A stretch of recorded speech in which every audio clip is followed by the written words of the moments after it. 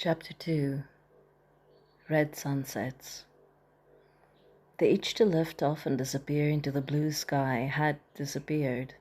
Now he was just questioning what the hell he had actually experienced. If she was even real, or if his deprived brain had just lost the plot completely. He carefully mentioned it to Eleanor. Louise. She smiled happily. She's coming over this weekend. I wanted her to meet Danny. And you. He couldn't very well just blurt out, "She kissed me and I think gravity shifted. Is that just how she is?" She seems fun. Eleanor's smile widened. She looked at him shrewdly. "I think you'll like her. She's very special to me. She's been my anchor these past few years." Could he ask? She rather took me by surprise. Seemed to know exactly who I was. "I talked about you a lot, cuz. I've missed you frightfully." "I've missed you too. I'm sorry, El." "It doesn't matter now. You're here, both of you.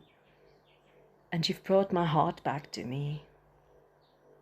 He was still humbled by it. Couldn't then go on and ask more about Louise. When the weekend came, they had a barbecue in the garden.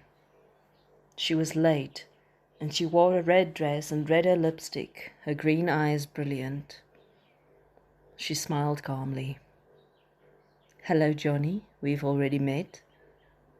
Then Tamara came running up, yelling her name, and she grabbed the little girl, whirled her around.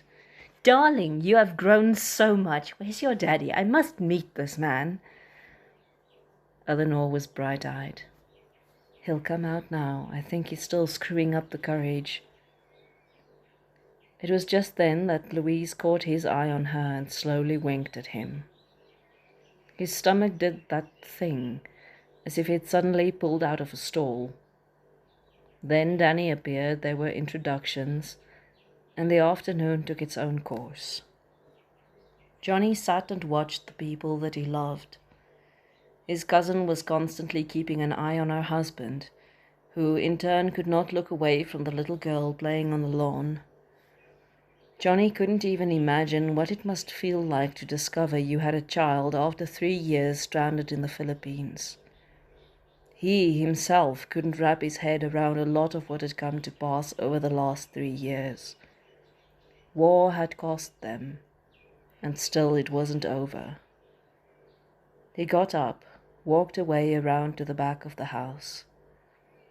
You could see a creek and dam there, and the sun was going down over Soetfontein.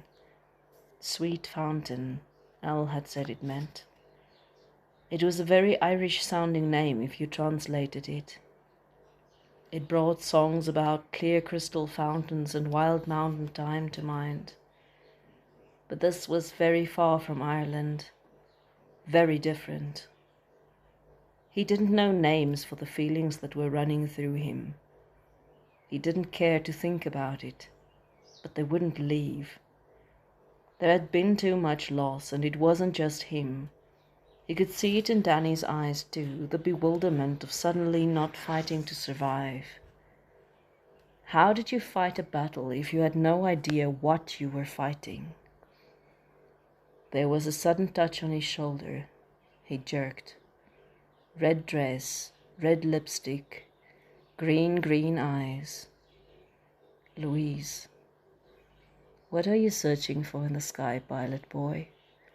There are no fighter planes here, just wild geese and hadidas." "What on God's green earth is a hadida?" She smiled softly. "Those big birds flying over there, sounding like they're laughing." It was a queer sound in the distance.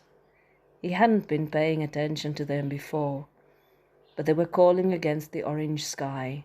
"Ha ha, ha ha ha." Louise's hand was still on his arm. "My dad says they're very unlucky birds." "Why?" He says they are afraid of heights, and they scream like that every time they look down. I'm afraid of heights too. How could you be? You're a pilot. I fly with my eyes closed. She laughed. What else do you do with closed eyes? Run. That's how I messed up my knee. And do you close your eyes when you kiss? I'd kiss you with both of them open, because you keep catching me off guard.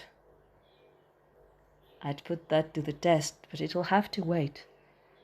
Elle sent me to tell you the food is ready. You've already put it to the test. I didn't notice. Mine were closed.